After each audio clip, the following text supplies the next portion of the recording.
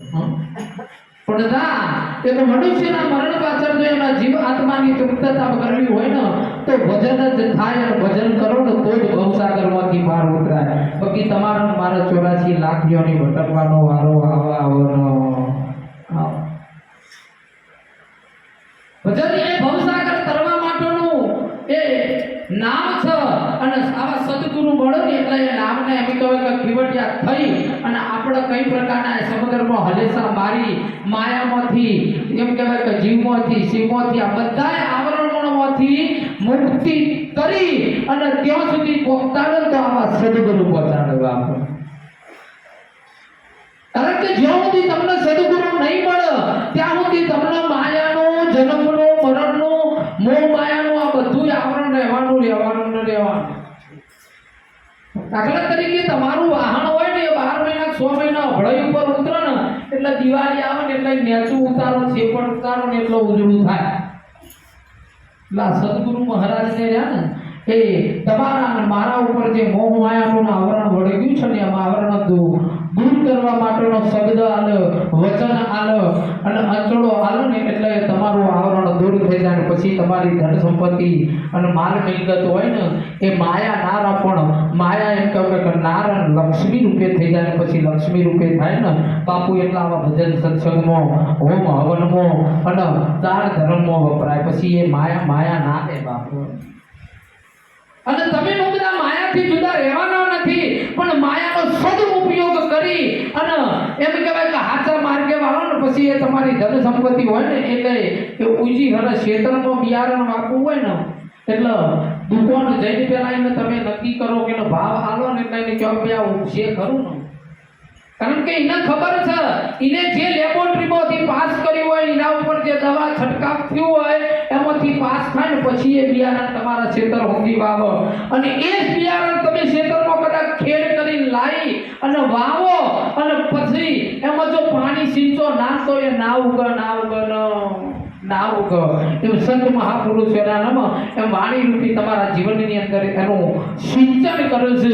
એને કેળવણી આપી માવજત કરી તારે ક્યાં જવું, ક્યાં રહેવાનું, ક્યાં આવવું, ક્યાં જવું અને તું કોણ છે ને હરી કોણ છે એની પાલન કરાવો તો સદગુરુ કરાવો બાપે. જ્યાં સુધી આ જીવનની અંદર તમને મને સદગુરુનો એમ કહેવાય કે શબ્દ નહીં મળે, વચન નહીં મળે ત્યાર સુધી તમારું મારું જે મનુષ્યનું જીવન છે ને એ મનુષ્યનું જીવન જ રહેશે. માનવ મટી, દાનવ મટી અને આ જો જીવનો એમ કહેવાય કે આ શિવનો ઉદ્ધાર જીવનો કરવો છે ને તો આ સદગુરુના ચરણે જશો પછી જ મેળ પડશે. બાકી આ જે તમને માનું વળગ્યું છે એ મેળવાનું નથી. હમણાં એક ભાઈ બાપુ તમે જુઓ તો આવો 8 મહિનાનો દાડો હતો, વાવણીની સિવાય નથી. ક્ષત્રિય હતા તે ક્ષેત્રમાં ખેતી કરતા હતા, બળદ જોડેલા અને બાજુ થઈને પટેલ પરિવારના ભાઈને આપણે ભાઈ હું વાવો છો લખલા થોડા અમુવાળા હતા કે ખેતર મારું, બળદ મારા, બીજવાનો મારો નહીં કેવું. એટલે કે ભાઈ કયો તો ખરા હું આવો એટલે કે ના નથી કેવું. એટલે થોડી 5 મિનિટ પેલા પટેલ હતા બોલ્યા કે કોઈ વાંધો ને અઠવાડિયા ચેડી ખબર પડશે. એટલે કે એ જ રીતિ કે ઉઘશે તો ખરો ને કે વાવું તો ને આ બધું મેળવી. એટલે આપણે એવું નહીં કરવાનું. આપણે આવા સદગુરુ જે શબ્દ કહી જે વચન આવે ને એની અંદર રહીને પરિપૂર્ણ થઈ અને તમે એની બહાર નીકળો તો પછી તમને ભવસાગરમાં કોઈ દિવસ એમ કહેવાય કે આ મરણ, જન્મ, આવન, મરણ આ બધું તમને નહીં. કારણ કે તમારા ઘરની અંદર કચરો વાળવા માટે રોજ સવારે હાવેડી જુઓ કે ના જુઓ. 5 કરોડનો બંગલો બનાવ્યો હોય, 5,000નો હોય કે 50 લાખનો હોય, પણ એ ઘરમાં કોઈ કચરો નાખવા જતો નહીં તોય રોજ સવારે કચરો વાળવો પડે. હતા કચરો આવે છે એ નક્કી કરવાની જરૂર નહીં. તમારા ઘરમાં કોઈ ટોપલી પડી, હુકડું પડી તો કોઈ નાખવા આવતું નહીં તોય રોજ સવારે તમારા કચરો આવે. કારણ કે કચરાને વાળવા માટે હાવણી જુઓ અને હાવણી તમે જોપા સુધી લાવો ને ઉમરો આવે ને એટલે પછી પાછી જતી રહેતી હતી. એટલે આપણામાં જે કામ, ક્રોધ, મોહ, માયા, લોભ એ રૂપી જે કચરો પડ્યો છે ને આ સદગુરુ રૂપી જે બીજી સાવણી લ્યો છો ને તો પછી એ કચરો તમારા જીવનમાંથી બાદ થઈ જાય બાપ.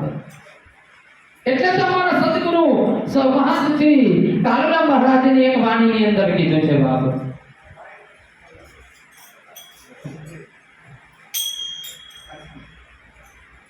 કે મનની બેલી પર જઈને મોતો મારી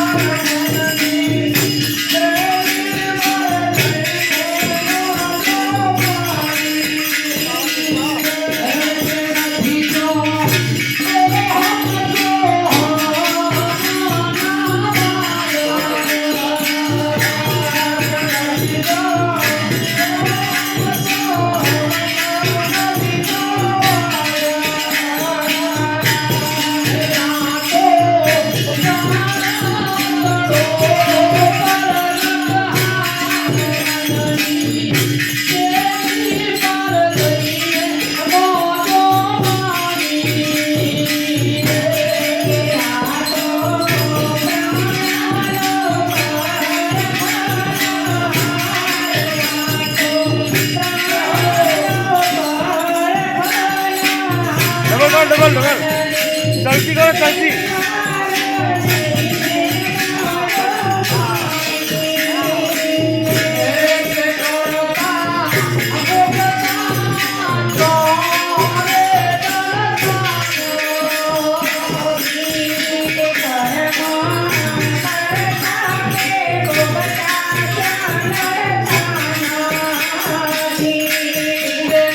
Go!